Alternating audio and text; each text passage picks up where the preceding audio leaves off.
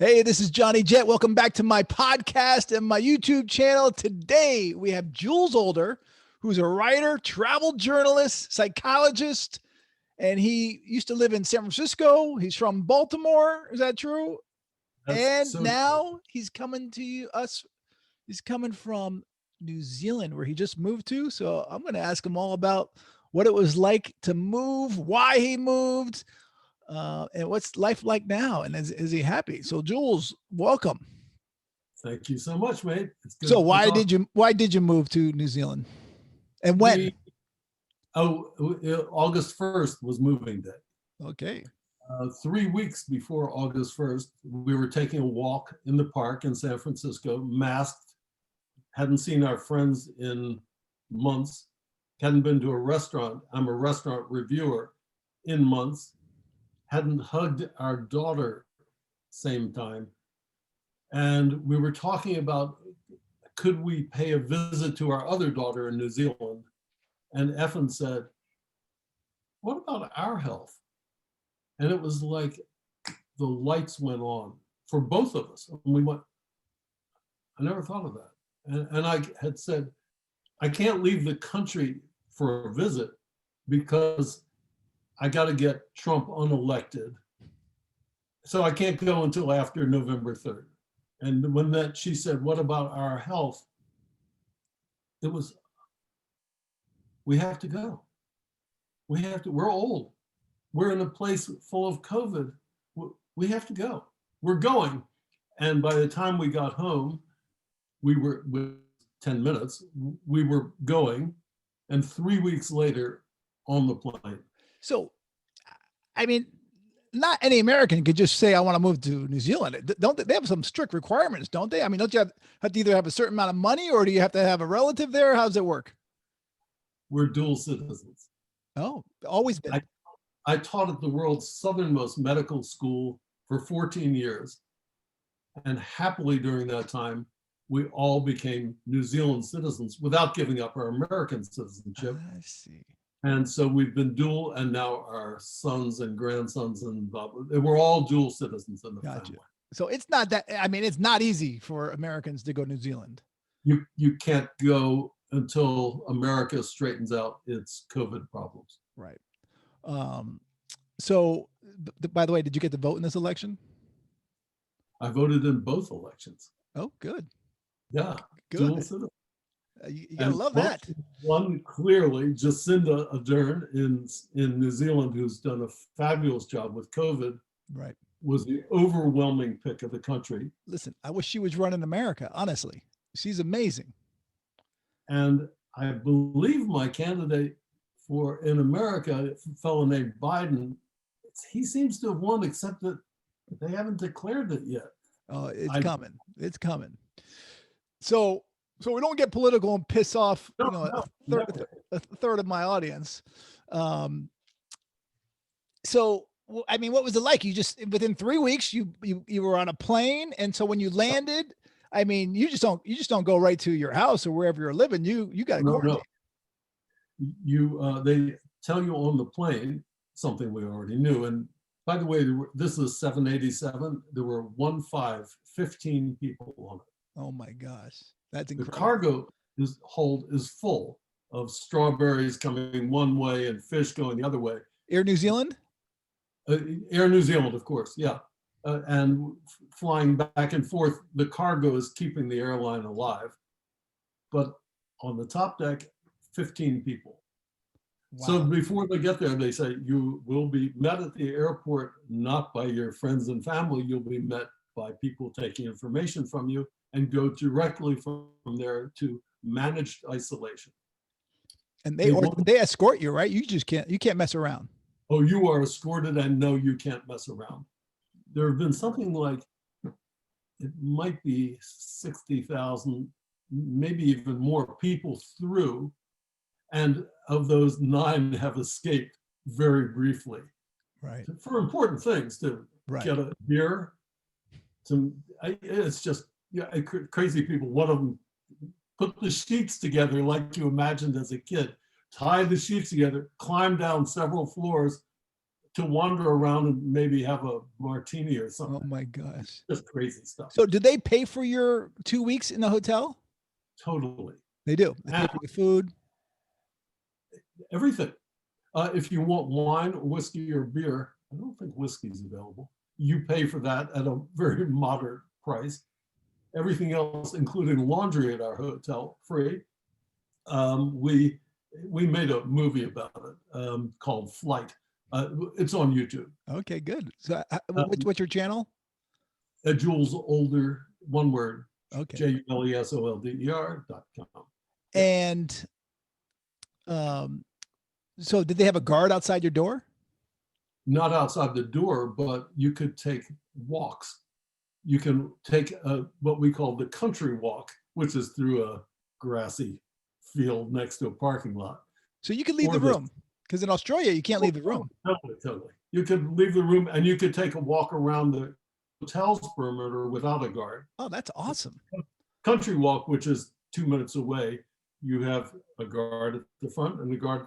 They're very, it's not like they're armed and ready to shoot you. They're just really friendly people. Right. Been seconded to this from either the army or the library or somewhere. Well, I see. Interesting. And Because I interviewed someone on my podcast about Australia, and you cannot leave the room at all. yeah, For 2 weeks. Australia is doing better now as we speak, Right. but they've been up and down and up and down, and they haven't figured stuff out as much as New Zealand. New Zealand went hard and fast on this, thanks to Jacinda Ardern. And she said, our job is not to contain this, our job is to eliminate it. And she did. Wow. We have one case now, today. Came up yesterday, some shop girl went to work in a small exclusive shop downtown Auckland. Today, all of downtown Auckland is not by law shut down, by virtually shut down. Wow. And today Yeah. is, well, One today's per- Friday in New Zealand, Thursday here in the US, November 12th, 2020. So, I mean, what's it like living in New Zealand? Are you walking around with masks on, or what's it like? No, there's not enough masking for my taste, but my taste is an American taste. So I was on a ferry the other day going to Waiheke Island, this place where it's half an hour away. Aucklanders flock there for the good wine and the good olive oil and a good getaway. On the ferry, to my horror, there was one person wearing a mask. And of course it was me, the Yank, but the crew, no masks, the passengers, no masks. What's the matter with you? Oh, that's right, there's no COVID. So did did anyone come up to you and say, why are you wearing a mask? No, they accept it. Okay. There's none of the craziness in the old country of, well, what are you, some kind of that's not like that. But the restaurants are open and Totally. you're going to dinner inside? The rugby matches are open. Dinner inside, dinner, lunch, breakfast, there's no COVID until today. There's one case. Right. Wow. So movie theaters, everything. It's just like, it's like 2019. It is, except for one or two things. Yeah. You know what QR is. Yep. The QR code. Put your camera. Yeah. Every time you enter an establishment, not by law, but you want to do it, and they all have a QR code. You QR in, and then when you go back home, if you're in an apartment, which we are, you QR back there. And what's the app you're using? There's a special app for it, a coronavirus app. Just for New Zealanders. Absolutely. And it's been improved since we were here, and they're now experimenting with Bluetooth. So even the app will be not necessary. Wow. You'll just be Bluetooth wherever you go.